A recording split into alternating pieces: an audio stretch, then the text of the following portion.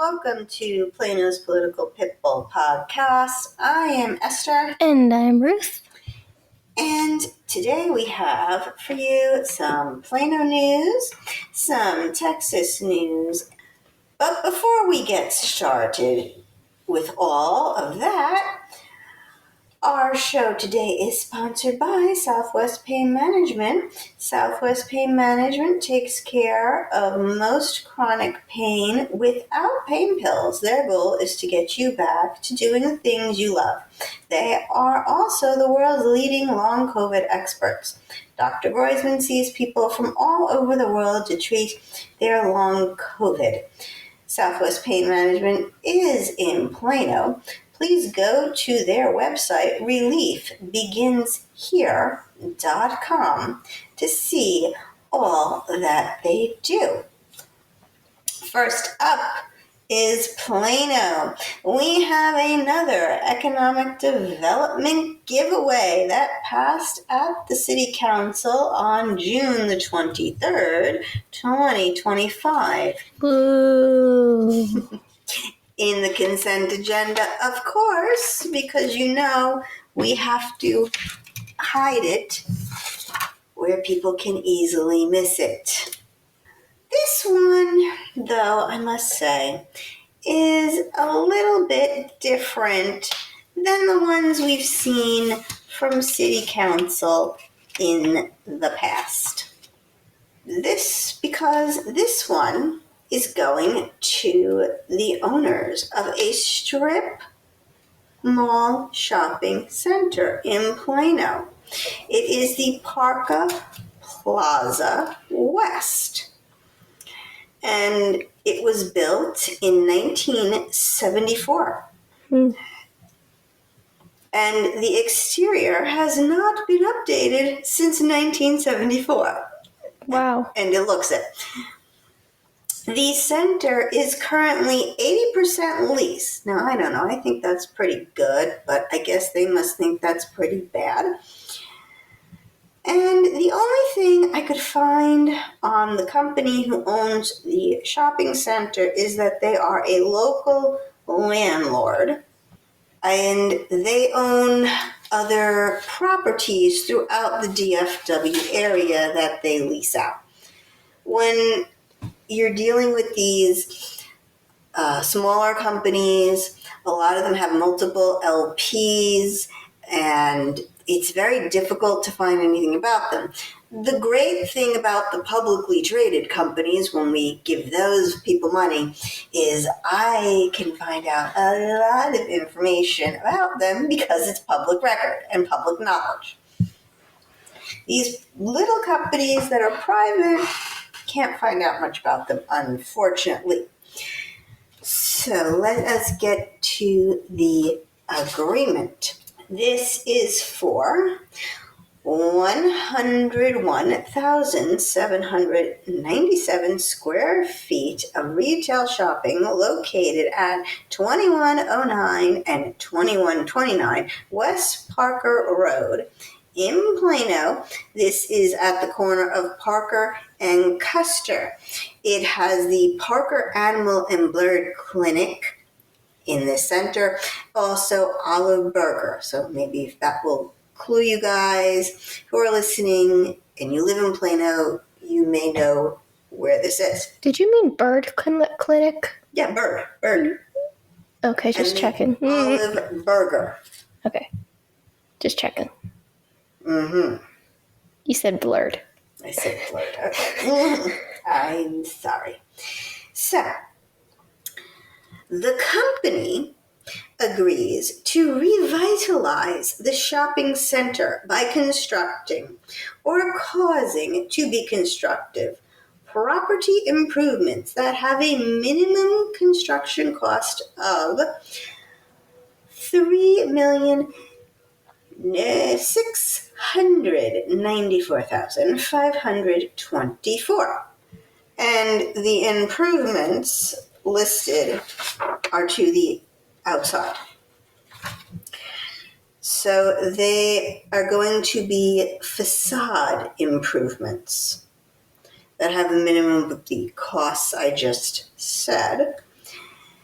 And they also agree, this seems odd to me, use reasonable effort to use the words Plano, Texas when referencing the address for the company and its tenants, or printed on electronic materials. I should say on printed or electronic materials. I would think that's kind of a duh. Like, it's a shopping center. Why in the world would you not give the address of the shopping center, which would have Plano, Texas in it? That seems odd to me, that they would actually put that in the agreement. The city agrees to give a cash grant of $300,000 for the facade improvements. It will be divided as follows: $295,000 to offset the facade improvement costs, and then $5,000 for reimbursement of city fees, including but not limited to permit, building inspections, engineering, and planning fees, paid in relation to the construction and occupancy of the real property. So I'm conflicted about this. Mm-hmm. You know, we've talked about economic development here. We don't like it here because it's not capitalism. It interferes with the free market. This one, I can almost be okay with. Okay, maybe too much of a word. I can maybe live with this because of the following. Number one, the business is currently here in Plano. Number two, we are keeping the space that they are in. Mm-hmm. Okay? It's not that we're picking up and they're moving. All right? The other thing is that the tenants that are currently there, this could help them. And these tenants are small businesses. Mm-hmm. As I said, we have a veterinary clinic there. It's one of the only exotic vets in Plano. So they do birds, mice, rats, anything. It's not a cat or dog. That's not a cat or a dog, exactly. But I do believe they do cats and dogs too. Yes. But they are a specialty vet. This will help that business. We have the restaurant I mentioned. There's other restaurants in there, other kinds of stores in there. So it will help those stores because when something looks pretty, it's more attractive to people. They're more likely to go to it. Yeah, and we have said in the past, if they're gonna do economic development like this, they might as well spend it on local small businesses. Yes. Not that I'm quite sure the owner is a small business person, but definitely it's a Plano business. He's got multiple properties throughout DFW. But the people who will be mostly affected by this are going to be those small business people. Right. Like I said, I can live with it. Right? I still don't like it, but I can live with it. No, at this point, I'll take whatever crumbs they can give us because I'm still a free market person, and this interferes with the free market because you're giving something to this person, but you're not giving something to the guy across the street or down the street or down the road or across in East Plano. You're not going to be able to give every business in Plano money. Now, if they really wanted to help a small business person. They could cut their taxes. No. That would be helpful. But then the city wouldn't get their money. Yes, but then they wouldn't have to give money either. Kind of balances it out. I do have to point out something else I noticed. This is the first time when I looked at an agreement. It didn't mention how much money is going to remain in the economic development account. Or fund. I noticed that. It's like, where's the new balance? It wasn't there. So I'm a little like, what's going on? Why didn't you tell us how much money you currently have after this $300,000 goes to this businessman?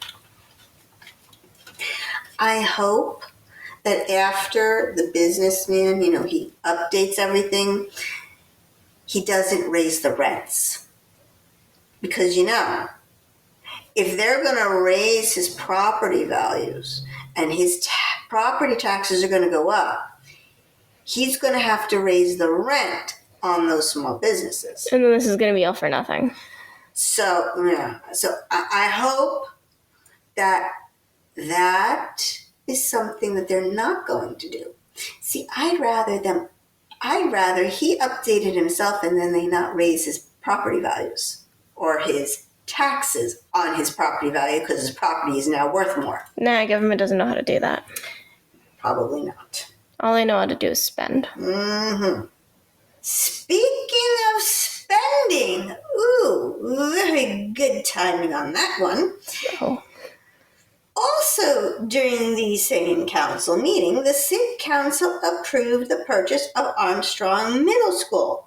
What they are going to do with it, they didn't say. Nobody said anything. Maybe they don't know yet. Nobody asked, why in the world would you spend $8 million to buy a middle school and not know what you're going to do with it? I don't know. They do it all the time. They buy a property and then it sits there empty, or like they demolish something and it sits there and the lot sits there empty for how many years? Yeah, they did do that, don't they? They've actually done that in the past.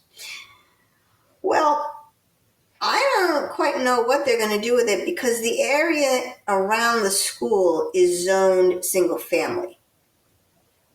And there's all single family houses around that school. It's literally, it looks, when it gets torn, if it gets torn down, and please don't tear it down, it'll be like a donut. Houses all around it, empty lot in the middle. Yeah, there's a lot of schools like that where it's a school literally center in the middle of a residential area. Yeah. So I don't know what else they have in mind for this other than houses. But that wouldn't make sense either, because if you want more families, if you want to build more houses, single family houses, so families can move to Plano. Why'd you demolish the school? Yeah, these kids are going to have to go to school somewhere. Maybe there's another school in the area. Another middle school?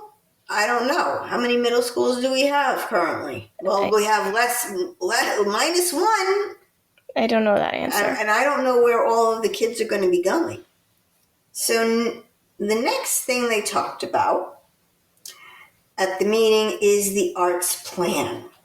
They wanted to give direction and guidance. And oh boy, did Councilman Lavine, I hate saying that, I have to tell you. Councilman Lavine had a long list of things he wanted. Oh, a long list. A 4-page list. I think I heard about this. Typed out and he gave a copy to all the council members beforehand, which I must say, that was a nice touch. Came prepared. He came prepared. I wonder if it was single or double spaced. That's a very good question. Mm-hmm. So, here's some of the things he wants. Okay? Only some? You couldn't list them all? Well, this is actually quotes from him. I don't think he read all 4 pages. Oh, okay. But from what he said, because I didn't get to see the 4 pages, he didn't share the 4 pages with us, Right. the taxpayers. He wants an arts committee made up of city staff, the Cultural Arts Commission staff liaison. What does that mean? So we have a Cultural Arts Commission. Okay, it's a little board. We have a bunch of boards. Mm-hmm. That's one of them. He now wants, in addition to the Cultural Arts Commission, he wants a arts committee. An arts committee. To be made up of city staff, not people from the community, not residents, but city staff and the Cultural Arts Staff Liaison. So each board gets a staff to, help them. And this would do what? He didn't say. Maybe it was in the 4-page memo that he didn't read to us. I'm just confused on what they would do. He didn't say. I have a feeling they would do something. He wants an arts calendar. What does that mean? So I think what that means is he wants, I'm thinking, on the city website, a calendar of all of the arts activities that are going on in Plano. Oh, that's not so bad. Mm-hmm. Yeah, no, I'd say that's not so bad. But a staffer has to do that, has to take the time to put that on the website, gather that information. And maybe that's what the committee's going to do. He wants a communications process to list all the programs. He recommends an arts organization directory. What does that mean? I'm thinking it's kind of like the yellow pages for arts. I keep on saying a list of all of the arts organizations, maybe on the website. It sounds like he wants to make. It sounds like he wants to make the arts that we have available in Plano more known. Because I've said multiple times, I didn't know we had that. I didn't know we had that. Yeah, that's true. I will say there are websites that currently do this. You've got Eventbrite that's out there that advertises all kinds of events, and you can even, through them, sell your tickets. We've got the Plano profile. We've got the community impact. They list stuff too. So I'm just wondering, if the organizations can't do their own PR and marketing, something is wrong. Speaking of PR, he wants to give the organizations a guide for PR, public relations, and prioritize marketing. I didn't know my tax dollars had to go be their marketing. So my theory was right. Mm-hmm. He wants the arts funding overhauled. He didn't say how he wanted it overhauled, but he wants it overhauled. He wants staff to form an arts foundation. What does that mean? Well, normally a foundation usually is a charity and it gives out money. Oh, that kind of foundation. For some reason, I thought about foundation like a building's foundation. Yeah, no, not that foundation. I don't know why my brain went there, but... Yeah, not that foundation.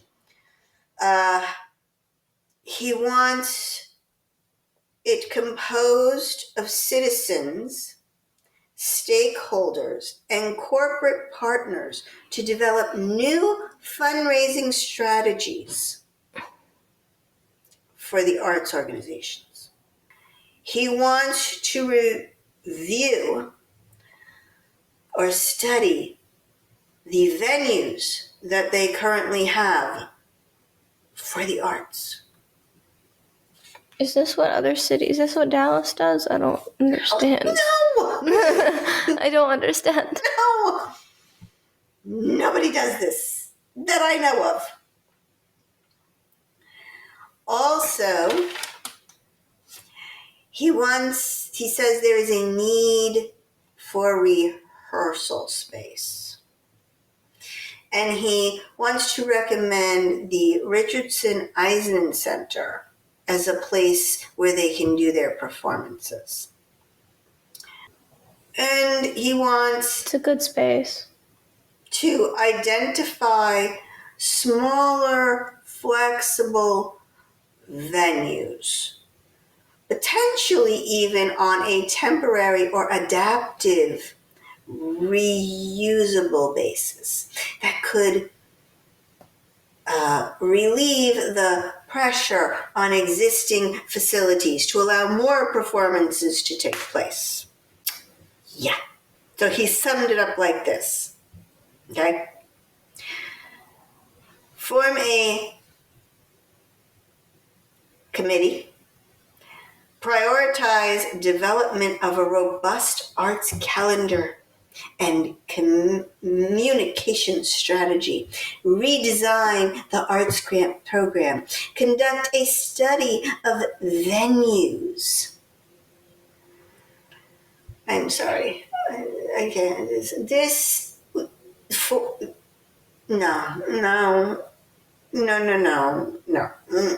No. So he wants to make the arts more known and essentially bigger. It sounds like more like theater. Bigger in Plano. Oh, well, I think he means all art. Yeah. And he thought the only way to do that is to get on city council. I have no idea if that's why he ran for city council. That's the first thing he brings up. It is true. That is the first thing he's thought about this a long time. Well, he is the person who asked for a $5 million bond to build an arts center.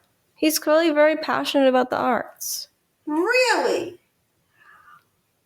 No. I'm reading it wrong. I would think that if you're very passionate about the arts, you would put your private money where your mouth is. But I have proof he didn't do it in one area of our local arts. Oh. And we'll get to that later. Yeah, I know what you're referring to. So, Chu said she would reverse the priorities.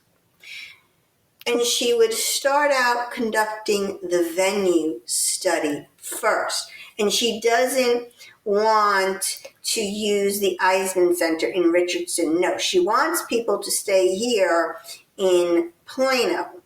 She even said we could make the event center larger. Now, I'm sorry. Your choir group, they sang at the Eisman Center. That is a large theater. It was huge. Yeah. Okay. Yeah. I know that we don't have that. Well, I don't know what kind of theater we have because I've actually never been to the downtown one that we have, the community theater. I think it may hold 500 seats? I mean, the Eisman held like it held 1,000. It held 1,600 about. Wow. And the stage was really big. Like, the reason why we needed that, we couldn't do it at Moody in Dallas, is because we had so many singers that when we had the performance at Moody, we couldn't bring everybody. It was a select few. I see. Okay. So you needed a bigger stage. We needed a bigger stage. Okay. Yeah. Plano don't got no room for that. Okay. Of course, they didn't just tear down the school. But you need to pack that. I mean, will we get enough people going to this theater that it's going to hold 1,000 people and have a huge, large stage? Are we going to get that kind of audience that you need to fill the theater? Because if not, it's going to be a waste of money. And you know, whenever government does something, it's always going to bleed money. Mm-hmm. I believe the event center, the largest ballroom, it can hold 1,000 people. But that's tables of 10. Right. So it could probably hold more than that if you were just going to line up everybody in rows of chairs. So Horn supported, he said, I'm a supporter of the arts. I don't know, Mr. Horn, I beg to differ. Councilman. Whenever somebody says, I'm a supporter of the arts, it's like saying, I'm not racist, but. Interestingly, he said a but right after that statement. I'm a supporter of the arts, but we're stuck between the proverbial rock and hard place with regards to funding. No, we're not. Because we don't have to fund it. That's not our job. So he said he agrees we need a cultural arts department. But he wants to look at corporate sponsorship for any of the activities. He said, when you go to a Broadway play, on the back of the playbill, you see a lot of advertising because they sponsored the event. And this is true, you do. But sir, that is private. That is capitalism. That is a choice. That is these businesses back to this show. Yes. Not the city of New York city. No. Back to this show. As a person who knows the city of New York, I can tell you all of those theaters are private. Mm-hmm. Okay? So he went on to say, Councilmember Horn, we're going to have to take these steps small and incrementally.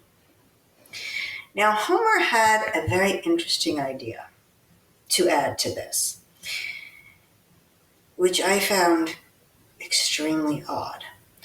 She said, when we build our new police headquarters and training center, we need to design it and create spaces that can be used for both the primary intention, but also that can be open up to the community to use. In other words, the police headquarters, she thinks, could be built in such a way that it could be used as a theater and a police headquarters. Those two don't mix. You know. Also, police are there 24 hours a day. Yeah. Yeah. That's not going to work. That's, no. Especially if there's going to be a jail. You know, where there's cells and they're booking people and they arrest. Yeah, that's not going to work. So, our new councilman, Councilman Care, he wants to let the community. He wants to get the community really excited about the arts and wants to see what other communities have done and use them as a model. All right, not a bad idea. Sorry about that. So finally, maybe you could accomplish that in the private sector. You don't need to use your power as a city council member to do that. I agree. If you're really passionate about this. Mm-hmm. Mm-hmm. And now we have finally the words of wisdom. It didn't come from a councilman, though, or a woman. Uh-huh. It came from the city manager. Mm-hmm. The city manager urged a little caution. I think he urged a lot of caution, but he used the word little.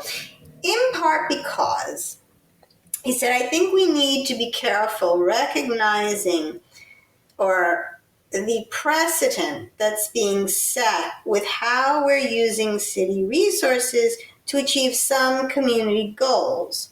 Because there's more than just the arts community out there. Mm-hmm. There's nonprofits, faith-based, other community groups. That when we start allocating out staff and looking at resources, we need to be careful about the precedent we're setting. Precedent. Yes, precedent we're setting that says we're going to use staff or researchers in a specific way. So maybe we need to step back a little bit and ask what we can do to ensure that we're both being responsive, but also looking at this in a way that's from a precedent perspective. We don't set a precedent that's hard for the organization to set up, I guess.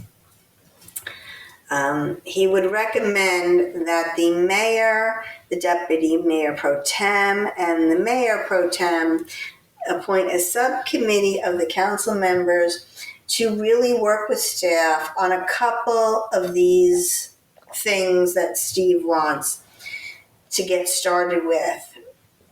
But he said some of the recommendations, like using utility bill inserts and things like that, again, you need to be careful.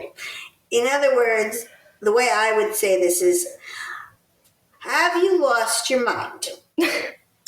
We cannot have staff inserting a arts calendar in with the water bill. Okay, we can't do that. We're sorry. He said it very diplomatically, though. He really did. Yes, he said it the nice way. Yes. We didn't see the whole list. So that was one of the things that we did not get to see. Thankfully, Mark brought it up. Mark also said that he's happy to look at the arts grant program and start bringing back some items in the fall to take action on. And I will say another newbie, Councilmember Down. Hold on, before you continue. Mm-hmm. I think that in translation, he's basically saying, we'll look into it. Yes. He's just like, we hear you, we'll look into it. Downs agrees with Mark and supports a subcommittee, and the mayor and the mayor pro tems are going to get together. Now, the consultant that they hired to look into do the questionnaire about what the people want with the arts, he actually spoke because he was there to answer questions, and they weren't really asking a lot of questions, but he asked if he could speak. And he said that what we learned from the study is in Plano, There is a $400 million creative industry here. 23,000 full-time jobs in the creative sector. The plan is not just, the arts plan is not just about nonprofits. This is also about the creative businesses in your community who up until now really have not been a part of economic development. So now we're going to give them economic development money to the artists. Well, you're giving it to everyone else. This is the issue you come to when you start doing this with economic development. Mm-hmm. Everyone's going to want to cut. Mm-hmm. Yes, well, that is what Mark was saying about these lists of and using staff and creating a department, an actual city department for this. Everybody and their brother is going to go, excuse me, hey, what about me? What about my passion? What about, we don't have a sports department. We don't have a pickleball department. I want an ice skating department. I am a singer and I want a opera house. I want the city to pay for an opera house so that we can put on operas and I can sing soprano. Not really, I'm a lousy singer. But you get my point. Everyone now is going to want a piece of the pie. They're going to be saying, what about me? Oh, what fun. What fun. It's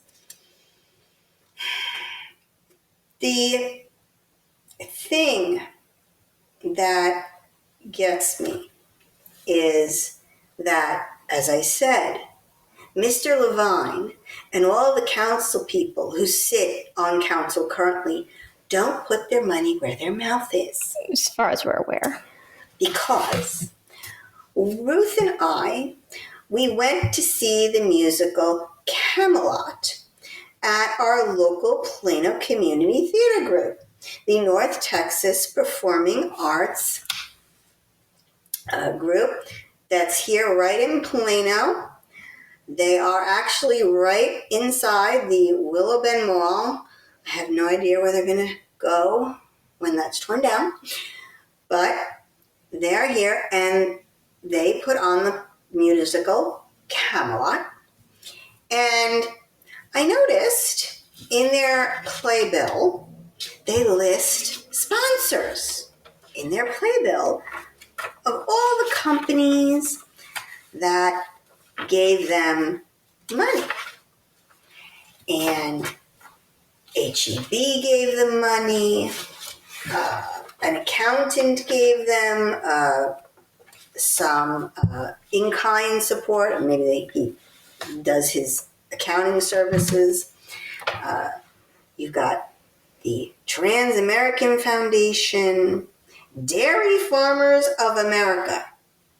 They gave them money.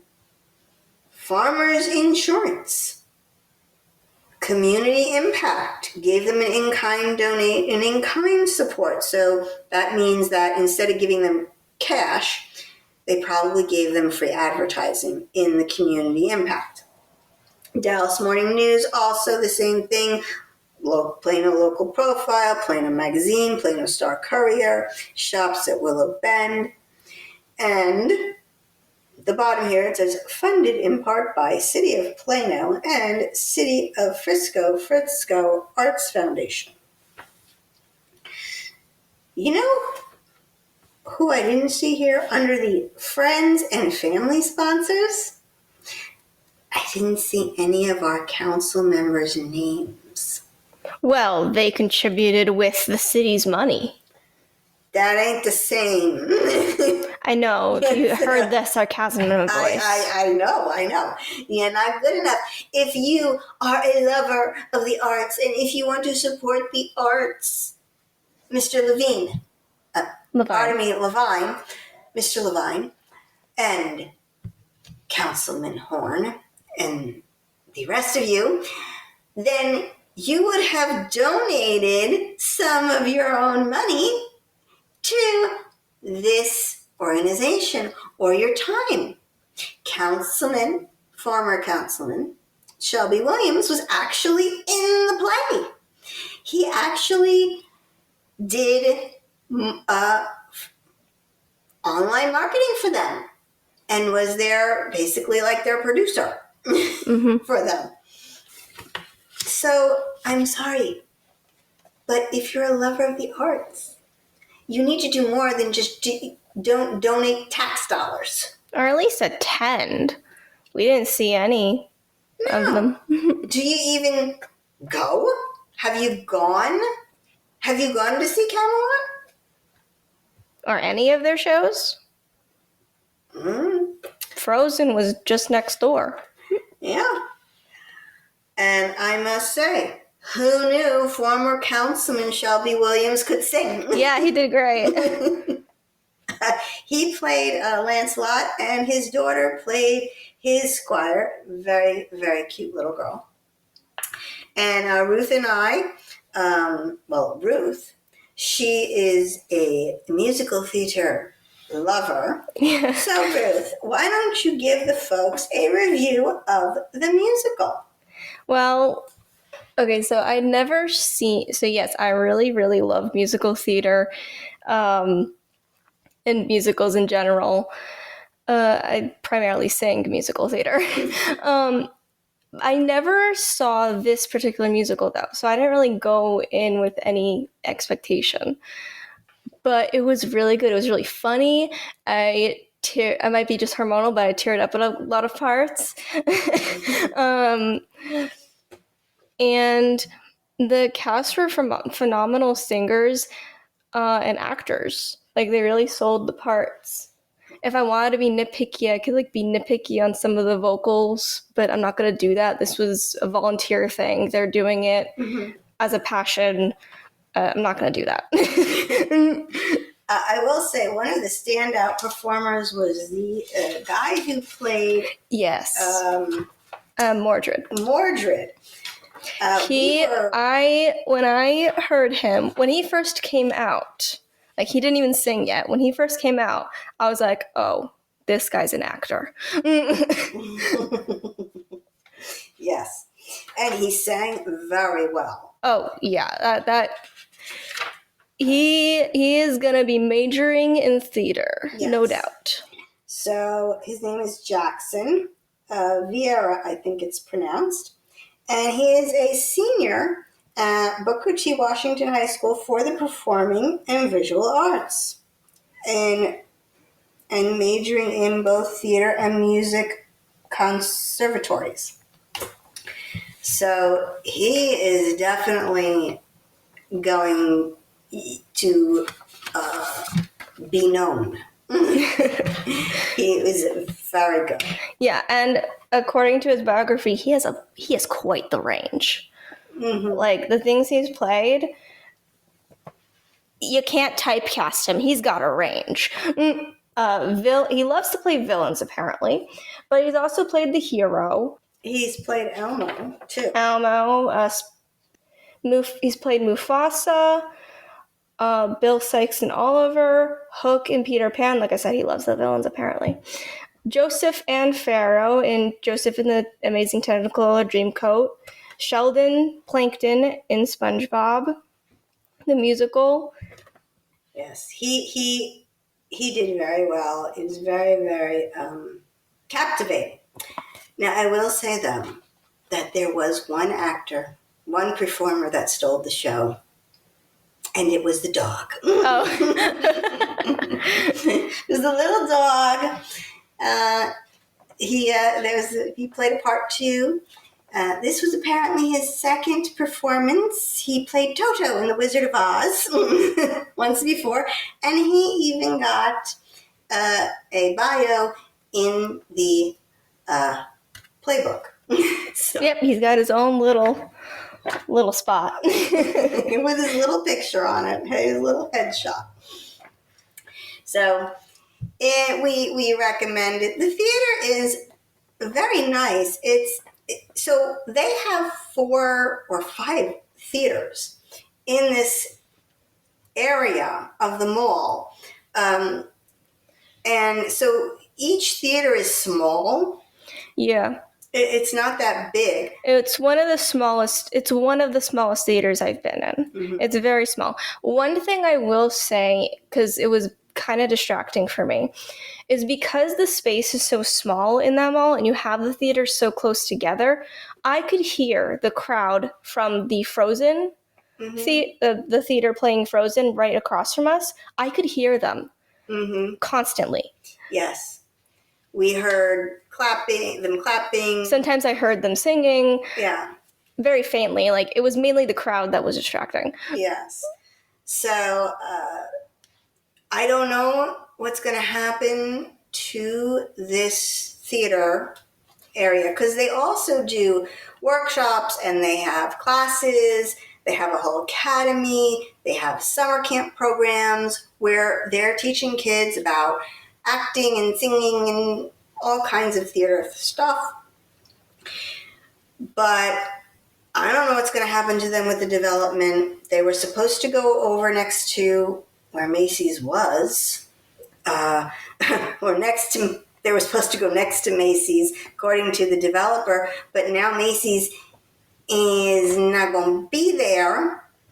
The building's going to be torn down, and I think either apartments or some kind of multifamily is going there. So I don't know what's going to happen to this space. What I would recommend is wherever the developer puts them, instead of having 4 or 5 or however many area theaters they have 2 large theaters. It is distracting when you have 2 performances going on at the same time, and it's kind of crowded though in that little hallway. So maybe instead of doing that, make it have maybe 2 large theaters or 1 big theater, 1 little theater, and then have classrooms and stuff for your school, if that's part of the developer's plans for you to go somewhere else. So if you want to see Shelby and his daughter Kate, their last performance will be July 3rd at 7:15 p.m. The show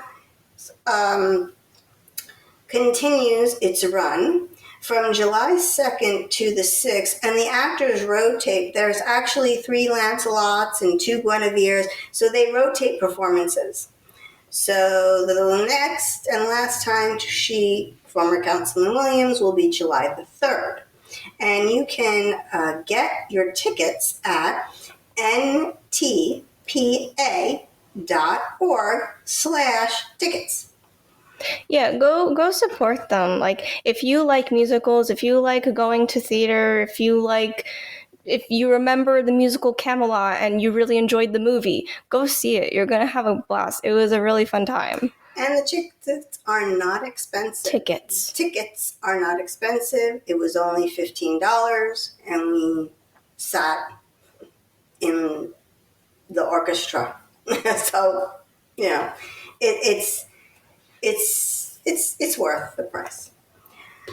So, lastly, I am sorry to report that the 2 bills we were hoping the governor would veto, SB 15 and SB 840, were signed by the governor. So SB 15 is the max lot size of 3,000 square feet for houses, and SB 840 is the bill that lets commercial property be converted to multifamily residential without going through planning and zoning. So our lovely PNC board, they can pack up, because they won't be doing much from now on. But cheer up, folks, because THC is still legal, because the governor vetoed the ban. And he called a special session to regulate it. On to our very important dog. Gemma is a friendly dog who is about 3 years of age. She is very sweet and so playful too. Gemma will make a great companion for you. She was never claimed by her owner and wants a new home. Gemma is an affectionate dog too. She is at the Plano Animal Shelter. So if you're interested in looking up Gemma, please go to our website, Plano's Political Pit Bull. Affectionate pit bulls are the best pit bulls. PlanosPoliticalPitbull.com is our website to go to and click on Pit Bulls Up for Adoption. Please, we'd like to switch pit bulls. Yes, please. We'd like to highlight a new pit bull. Well, that is all for today. Please remember to like, share, and subscribe. This is Esther. Mrs. Ruth. For Plano's Political Pit Bulls, signing off.